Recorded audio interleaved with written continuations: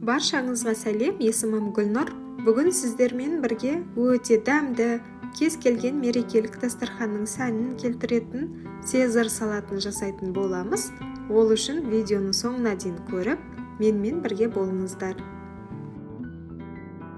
Ең алдымен бізге қажетті заттар: суда піскен жұмыртқа, тауықтың төс еті, кептірілген нан, қызанақ, қияр, сарымсақ, пекин орам жапырағы және аздап көкөніс қажет болады. Мен өте көп мөлшерде жасадым, сіздер адам санына қарай өлшемін азайтсаңыздар да болады.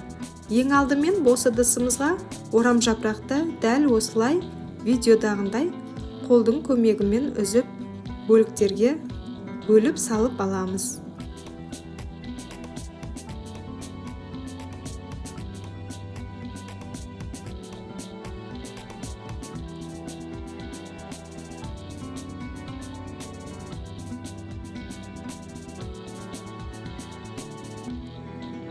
Міне дәл осылай орам жапырақтың барлығында қолымызбен үзіп бөліктерге бөліп алдық.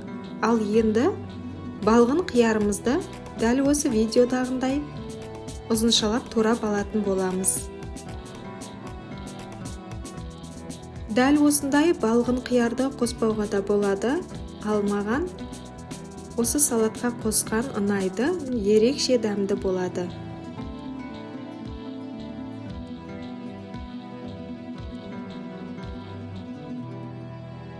Мен 2 дана балғын қиярды дәл осылай ұзыншалап турап алдым және туралған қиярдың барлығында орам жапырақтың үстінен салып аламыз.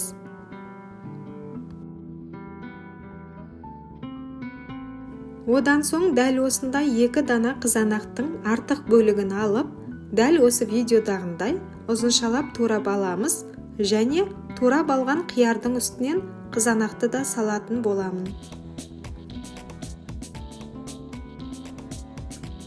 Және де бізге қажетті консервідегі тұздалған қиярлар дәл осылай мен 2 бөлікке бөліп шықтым, ал сіздер дәл осылай бүтіндей салсаңыздар да болады. Себебі аздап үлкендеу болып көрінді маған. Осылайша барлығында бөліктерге бөліп алдым және ыдысымызға бұл қиярларды да салып аламыз.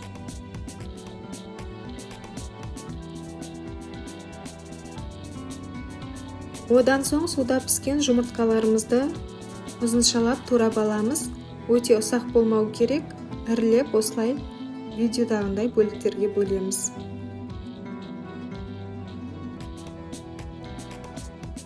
Турап алған жұмыртқамызды да осы ыдыстың үстінен саламыз және суда піскен тауықтың төс етін де дәл осы видеодағындай турап алатын боламын.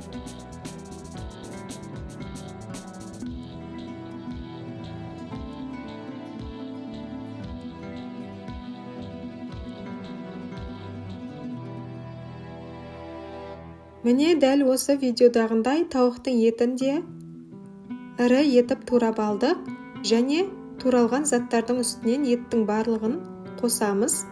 Одан соң 4-5 дана сарымсағымызды өте ұсақтап турап алып, оны да турап алған заттардың үстінен қосамыз.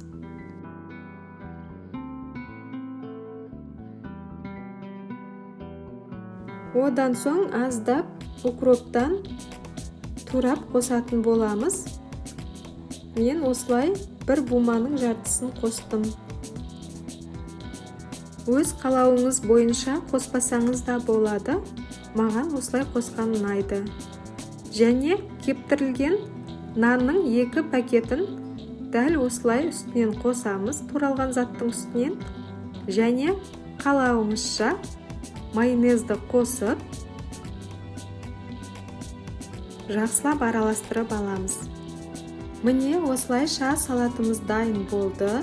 Менің ұсынған видео рецептім ұнаған болса, төменге пікір жазып, лайк басуды ұмытпаңыздар және Гүлнұр Ақберді каналына тіркеліп өтіңіздер. Ас болсын!